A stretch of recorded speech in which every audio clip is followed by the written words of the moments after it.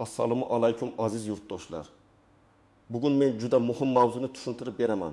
Yangi pensiya tizimiga o'tilayotgan pensionerlar, pensiya yoshiga yaqinlashayotgan fuqarolar, rasmiy ishlayotganlar, norasmiy ishlaganlar va hatto yosh oilalar uchun ham bevosita ahamiyatli. Chunki pensiya faqat bugungi pensionerning masalasi emas.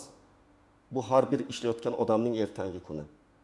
Agar siz yoki ota-onangiz pensiya olayotgan bo'lsa, agar siz 5-10 yildan keyin pensiyaga chiqishni kutayotgan bo'lsangiz, agar mehnat daftarchangizdagi yozuvlar, ish stajingiz, oyligingiz plastik kartaga tushgan, pulingiz yoki norasmiy ishlagan davringiz bo'yicha savollaringiz bo'lsa, bu ma'lumot siz uchun juda zarur.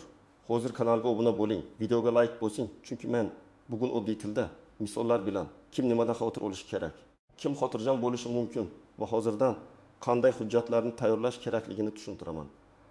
Avval pensiya masalasi ko'proq qog'oz hujjatlar asosida yuritilgan. Odam pensiya yoshiga yetganda o'zi yugurib hujjat to'plagan. Mehnat daftarchasi, ish haqi haqida ma'lumotnoma, arxidan tasdiqlar, harbiy xizmat, o'qish, dekret, bolani parvarish qilish davri, nogironlik yoki zararli mehnat sharoiti bo'lsa alohida hujjatlar. Ko'p odamlar uchun eng katta muammo shunday ediki, ishlagan joyi yopilib ketgan, korxona nomi o'zgargan, arxivda hujjat topilmagan yoki mehnat daftarchasiga yozuv noto'g'ri tushirilgan bo'lardi. Hozir tizim bosqichma-bosqich elektronlashyapti. Ya'ni davlat organlari ma'lumotlarni o'zaro almashishi, ish staji, ish haqi, soliq to'lovlari, shaxsiy ma'lumotlar, bandlik holati va boshqa ma'lumotlar elektron bazalarda ko'rinishi kerak. Bu nimani anglatadi? Bir tomondan odamning pensiya rasmiylashtirishi yengillashadi.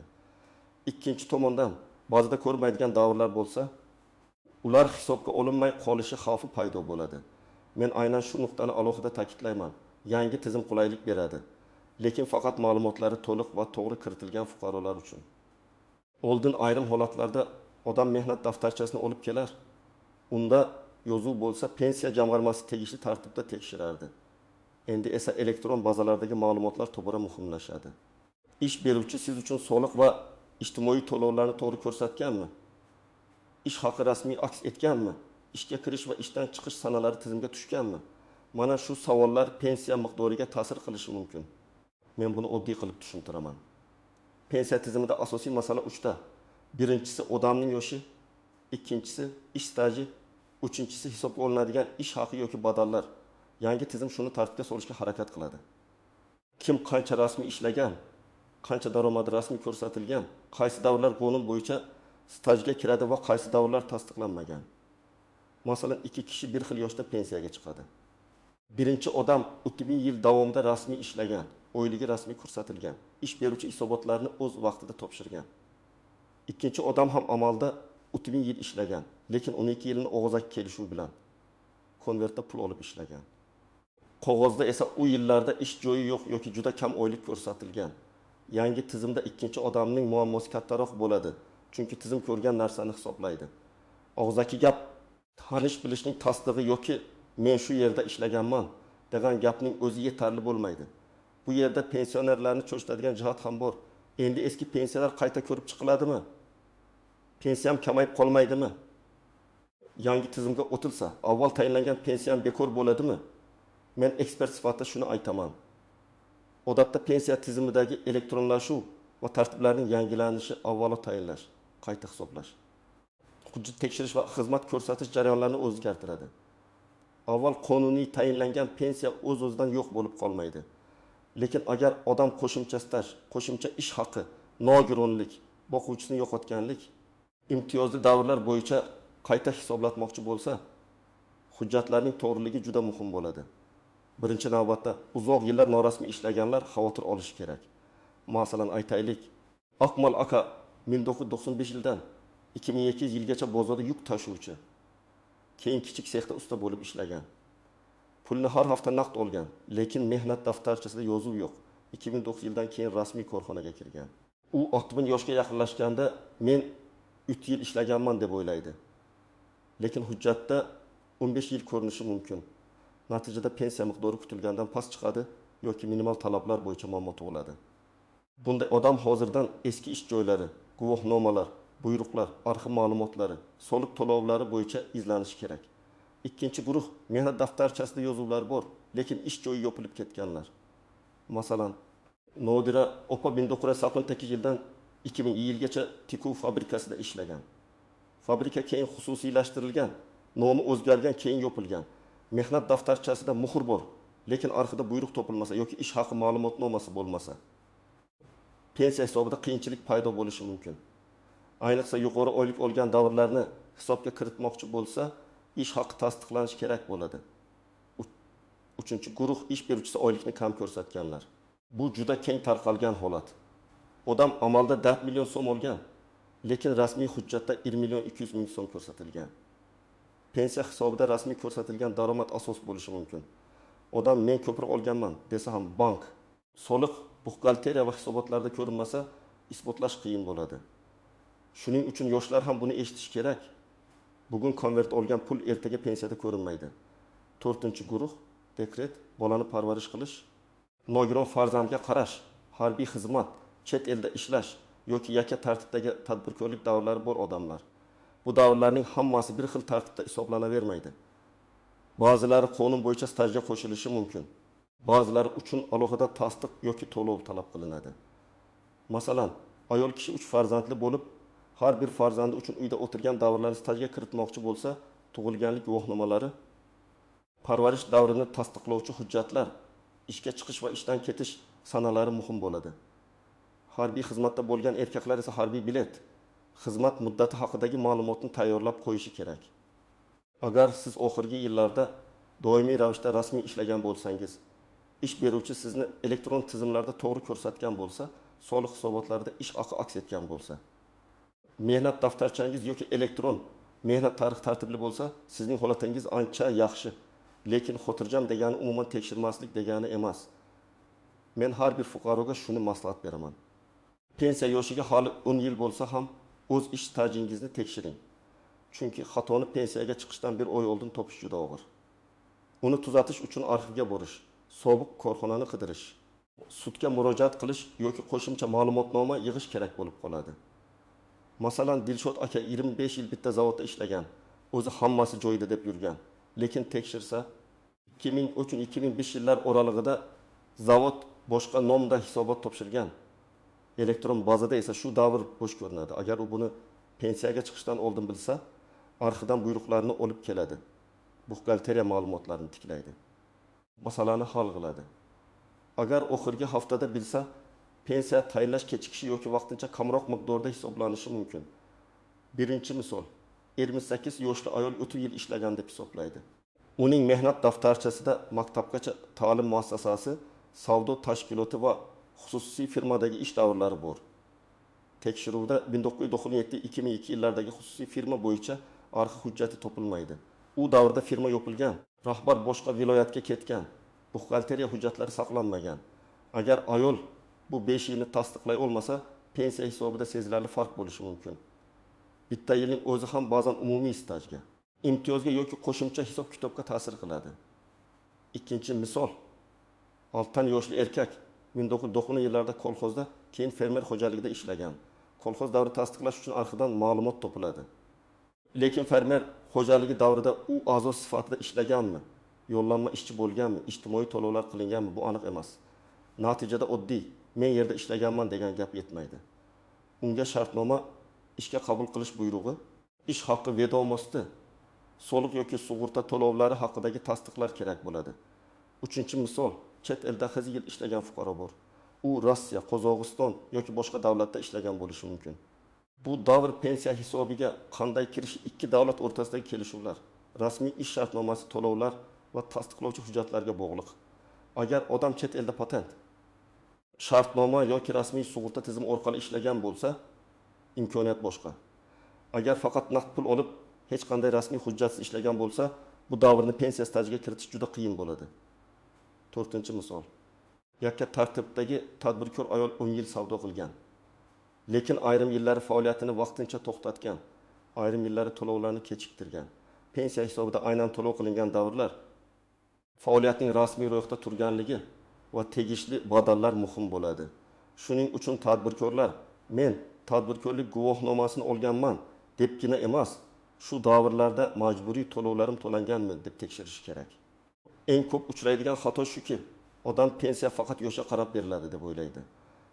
Aslida yosh muhim, lekin miqdor uchun staj va rasmiy daromad ham juda muhim. Ba'zi odamlar qo'shni bilan bir xil yoshdamiz, nega uning pensiyasi ko'proq deb so'raydi. Javob ko'pincha shunda. Qo'shnining ish staji ko'proq bo'lgan, oyligi rasmiy yuqoriroq ko'rsatilgan, qo'shimcha imtiyozli davrlari bo'lgan yoki hujjatlari to'liq tasdiqlangan. Yana bir nozik jihat. Ish haqi ma'lumotnomalaridagi raqamlar. Eski yillarda pul birligi denominatsiya, korxona oylik vedomoslari, mukofot pullari, qo'shimcha to'lovlar, zararli sharoit uchun ustamalar bo'lgan. Bularning hammasi ham bir xil hisobga olinmasligi mumkin. Pensiya organi hujjatni ko'rib, qaysi to'lov ish haqi sifatida qabul qilinadi, qaysi biri bir martalik yordam yoki kompensatsiya bo'lganini ajratadi. Shuning uchun ma'lumotnomada shunchaki umumiy summa emas, davrlar bo'yicha aniq oylik ko'rsatilgani foydali. Yana bir masala, ayollar uchun bolalar bilan bog'liq davrlar. Ko'pchilik farzand ko'rgan bo'lsam, hammasi avtomatik stajga kiradi deb o'ylaydi. Amalda bu davrlar qonunda belgilangan chegaralar, shartlar va hujjatlar asosida ko'rib chiqiladi. Agar tug'ilganlik guvohnomasida ism familiya o'zgargan bo'lsa, nikoh yoki ajrim sabab familiya almashgan bo'lsa, hujjatlarni bog'lab beradigan nikoh guvohnomasi familiya o'zgarishi haqidagi ma'lumot ham kerak bo'lishi mumkin. Yangi tizimdagi eng katta yashirin xavf bu elektron bazadagi xato. Bazada bitta harf noto'g'ri yozilishi, tug'ilgan sana boshqacha kiritilishi, pasport ma'lumoti yangilanmagani, JSHR yoki istir bo'yicha chalkashlik bo'lishi mumkin. Masalan, odamning eski pasporti bilan ishlagan davri bor. Keyin yangi ID karti olgan. Agar ma'lumotlar to'g'ri bog'lanmagan bo'lsa, tizim uning ayrim davrlarini ko'rsatmasligi mumkin. Bu holatda fuqaro men ishlaganman deb emas, mana mening shaxsiy ma'lumotlarim bog'lanmagan, tuzatish kerak deb murojaat qilishi lozim. Ikkinchi xavf ish beruvchining xatosi. Ba'zi buxgalterlar ishga kirish sanasini kech ko'rsatadi. Ishdan bo'shash sanasini vaqtida yopmaydi.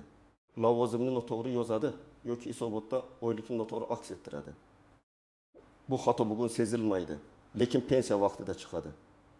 Shuning uchun ishlayotgan fuqarolar ish beruvchidan rasmiy mehnat shartnomasi, buyruq, elektron mehnat daftarchasidagi yozuv va oylik hisob-kitob varaqalarini nazorat qilib turishi kerak.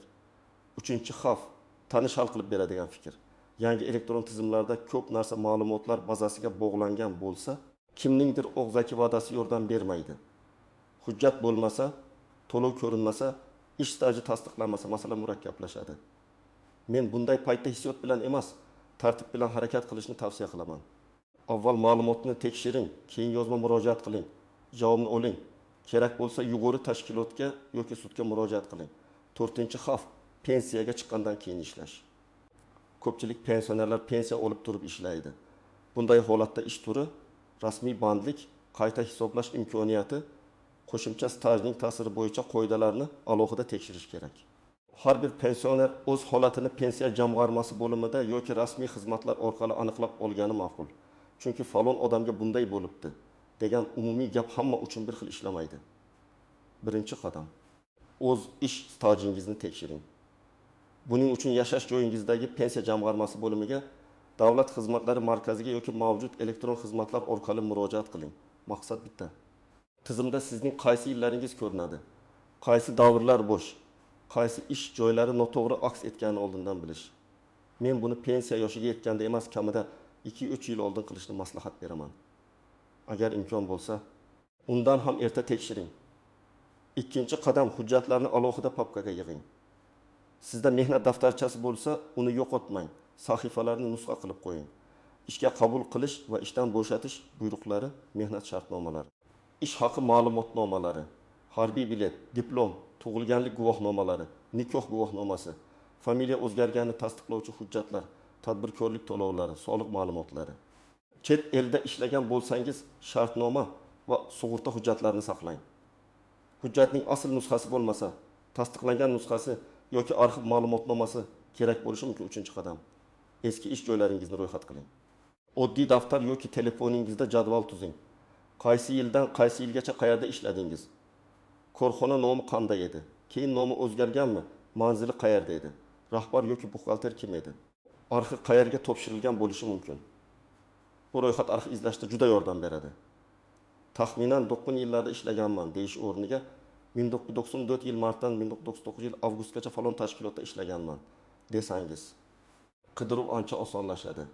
4-qadam ish beruvchingizdan rasmiylikni talab qiling.